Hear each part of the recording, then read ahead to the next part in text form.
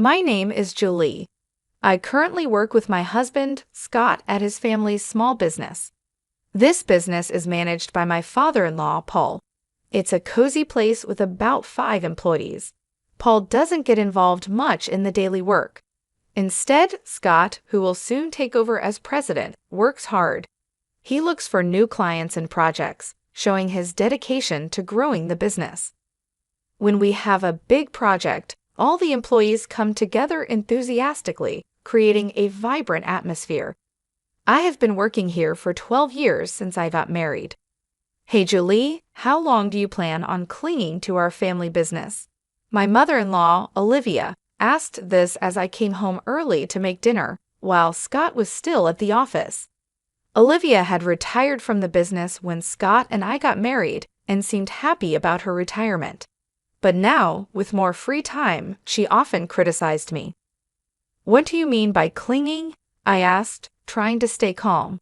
Olivia sharply replied, "Exactly what it sounds like. You must have married Scott because you couldn't find a job anywhere else, and now you're just taking advantage of our company." I sighed to myself. These kinds of comments from her were becoming more common. When I married, I left my previous job and joined Scott's family business by choice, not because I was fired. For some reason, Olivia thought I was completely unskilled at my job. I said before that it's not that I couldn't work somewhere else. I chose to join Scott's company, I told her. But she answered dismissively, "I can see right through your real intentions." She thought she knew everything about me and walked back to the living room. However, the problems with my mother-in-law weren't just her words. She had quit her job promising to look after the house, but she never helped out. My father-in-law often asked her to do some chores since she was home all day, but she stubbornly refused, saying, "I've worked all my life, now it's the daughter-in-law's turn to do the housework." As a result, I usually ended up making dinner. Olivia seemed to make and eat her own lunch as she liked, but she never cleaned up afterward. Each day, as I returned for my errands, the sight of piled-up plates and utensils greeted me, stirring a mix of frustration and resignation within me. Gathering my courage, I decided to address this domestic issue one sunny afternoon. "Olivia," I began hesitantly, trying to sound as diplomatic as possible, "I've noticed the dishes often get left in the sink. It would be really helpful if you could tidy up after your meals. It's just a small request, but it would mean a lot to me." To my dismay, Olivia's response was far from understanding. Her eyes flashed with anger as she snapped, "Are you trying to give me orders in my own house? You're just a daughter-in-law. How dare you dictate what I should do?" Her sharp and unyielding words reminded me of the delicate balance in our family dynamics. "I wish Helen were here instead of you," Olivia continued, her voice laced with a mix of longing and bitterness.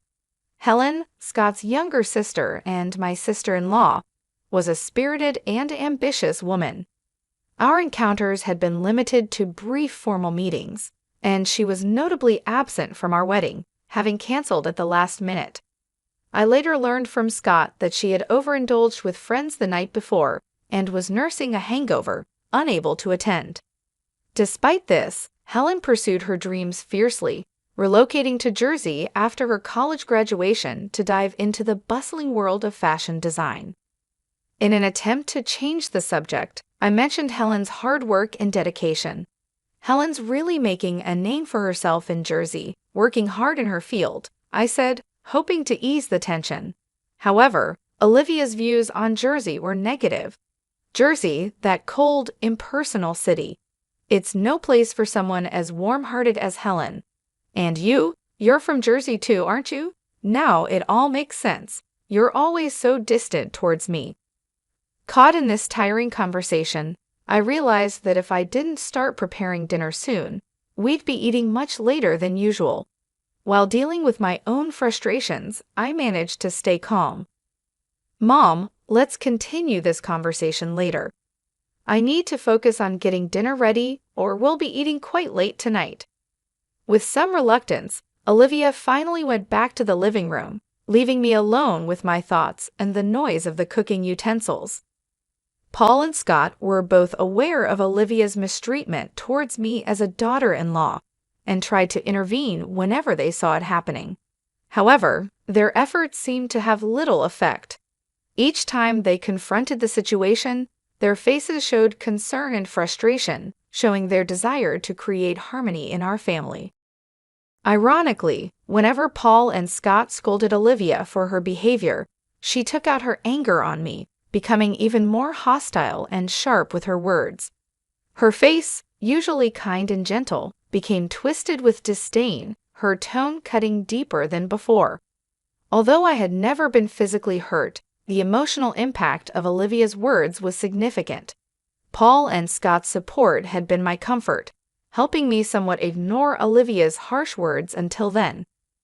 One morning, just after I had finished cleaning up from breakfast and was preparing to leave for work, something unimaginable happened. In the midst of the morning rush, as I was hurrying, Olivia suddenly exclaimed, "Oh my, what a mess!" And without warning, she poured a bucket of water over my handbag. I was stunned, a mix of shock and anger making me speechless. "What are you doing, Olivia?" I managed to ask, my voice trembling with disbelief. Olivia's response was dismissive, her tone like that of a mischievous child. "Oh, was that your stuff?" "I thought it was just a big piece of trash," she said dismissively, which made me even angrier. "Even if you thought it was trash, who pours water on it?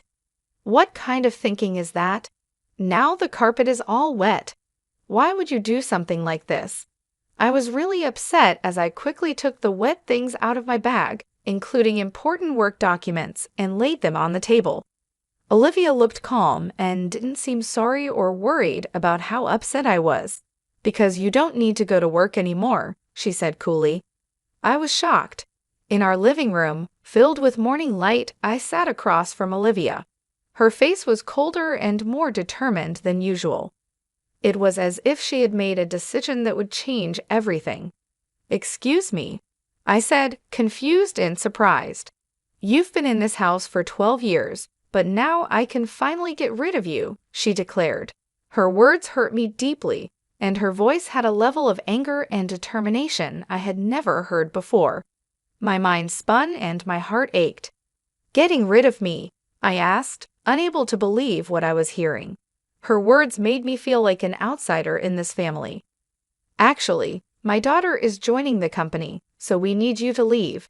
Today's your last day. All you have to do is bow your head to your father-in-law and Scott, apologizing for all the trouble you've caused," she said with a mocking laugh. She was using my job to push me out. I had spent years at that job, earning respect and making memories. I was shocked and hurt. My devotion to this family seemed to mean nothing to her. It horrified me not just that she acted this way, but that after 12 years of hard work, she could ask me to leave so her daughter could take my place. It felt like my years of effort were being disregarded. "Really? Are you sure about this? Wasn't Helen working in a clothing store in Jersey?" I asked, reflecting my confusion and worry. My job was more than just a paycheck. It was my way of fulfilling myself. Meanwhile, Helen, my sister-in-law, seemed to have grown tired of city life and decided to come back to the family. She said she was tired of the unfriendly people in Jersey, so I told her if she came back home, I'd have a job ready for her. She agreed to return immediately.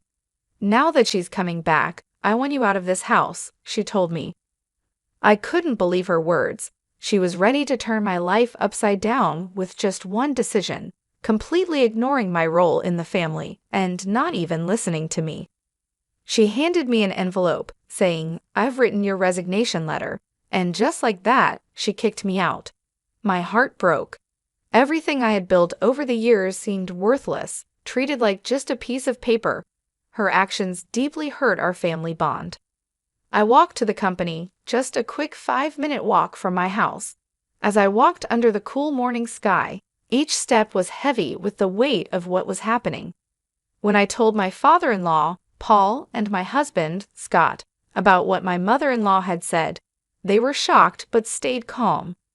They suggested that maybe it was time for me to resign to show her the reality of the situation.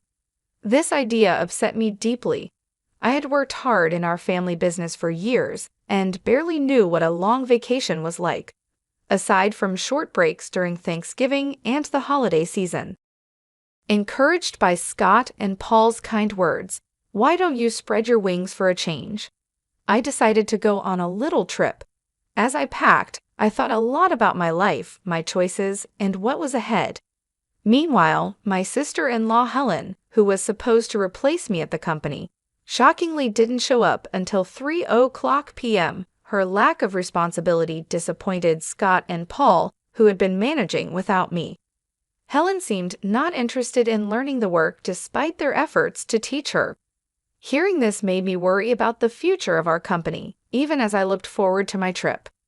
Leaving without seeing my mother-in-law, I quickly started my journey. During the trip, as I enjoyed the view from the train, I reflected on my life past, present, and future and savored local seafood delicacies. I thought deeply about myself, my family, and our business. But on the 5 days of my trip, the peace was broken when Helen called me crying. "What's going on?" I asked. "Mom said it was an easy job, just sitting in a chair, but Scott and Dad are acting like I can't do anything right," she said. Her words, likely influenced by my mother-in-law, surprised me even as I was enjoying my break. I decided it was time to address the situation. "So, Helen, how good are you with computers?" I asked her.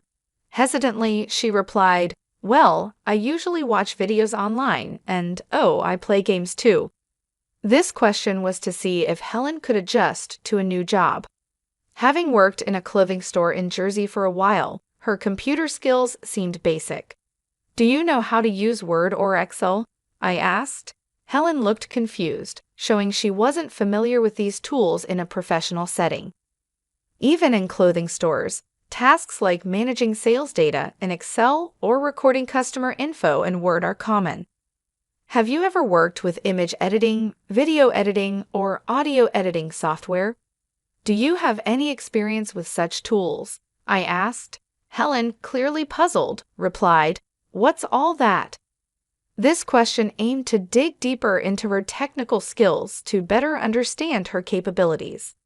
Considering her background in the apparel industry, it's unlikely she never used a computer. Tasks like tracking sales, managing inventory, and inputting customer data would have required her to use Excel. When asked if she can handle calculations for sales or fill in documents, she confidently said, "I can do that." However, when I asked if she could also calculate tax, her confidence faded, and she answered uncertainly, This question tested her math skills and her ability to use them in a business context. While Helen might have other skills, it was clear she was insecure about the necessary skills for the job. Her discomfort seemed mainly due to her struggle with calculations, which could explain why she faced criticism from Paul and Scott. First and foremost, I needed to show my mother-in-law and those who tried to push me out that they were mistaken. "Since you're taking over my job," I began. I told Helen that she needed to handle the accounting tasks well and remember to be professional in her emails, because a casual tone that might be fine with friends doesn't work for business. She would also be in charge of scheduling the staff shifts. Even though our team is small, we carefully consider everyone's time off requests, so she shouldn't just think about what's convenient for her. As I listed these expectations, I could hear her sobbing on the other end of the phone. But I was told I wouldn't have to do anything. "Why are there so many tasks?" "I didn't come back home for this," she said, and then abruptly ended the call. Over the next 4 days, I decided to enjoy sightseeing in Jersey, the place Helen had left. My time there showed me that not everyone in Jersey is unfriendly actually. Finding someone as cold-hearted as my mother-in-law and Helen seemed rare. A week after I left my job, I returned to my in-laws' house. When I arrived, Olivia, looking very upset, confronted me angrily. How dare you make my daughter cry? You won't get away with this," she yelled, her eyes full of anger and misunderstanding. She tried to grab me, but Scott and Paul quickly stepped in to calm her down. though her anger didn't seem to lessen. Scott sighed deeply before saying, Helen is upset because she was scolded for trying to boss her employees around despite not being able to do the job right. It's not Julie's fault. Besides, Julie hasn't been here for a week, so she couldn't have upset Helen. Mom, you really need to stop these groundless accusations. But Olivia kept blaming me. It's because of her. This woman is the reason for Helen's trouble, she claimed, her voice emotional and filled with baseless suspicions. Where is Helen, by the way? I asked, looking around the living room, but Helen was nowhere to be seen. Her absence added more confusion to an already puzzling situation. While it didn't matter to me that Olivia was upset about Helen, I knew Helen didn't have many options since she had ended her lease at her apartment in Jersey. I thought Helen would be at her parents' house, but she wasn't there, which made me wonder. Helen's locked herself in her room. She's been crying and saying she doesn't want to go to work anymore, Scott explained. It seemed like Helen had avoided learning the job properly. It was understandable, though, because she didn't have the skills needed to replace me. You've been turning Scott and Paul against me, haven't you? Otherwise, they wouldn't say the company ran better with you than with Helen, who can't do the job. Olivia accused me sharply. Her words were filled with long-standing misunderstandings and prejudices, leaving me completely baffled. She seemed to have always seen me as an opponent, her words reflecting years of wrong ideas. Scott let out a heavy sigh, his face showing his tiredness and frustration with the complicated emotions in our family. He had tried many times to clear up the misunderstandings among family members, but it didn't seem to work very well. Mom, I know it might sound odd coming from me, but Julie is truly exceptional at her work. She's certified in bookkeeping and her secretarial skills are top-notch. Moreover, she's studied Spanish and even has experience studying abroad. When it comes to dealing with multiple languages at our company, Julie handles everything, Scott said with a sense of pride. His mother, Olivia, looked very surprised. She had assumed that I quit my job as soon as I joined the family, so she had no idea about my contributions and achievements at work. What?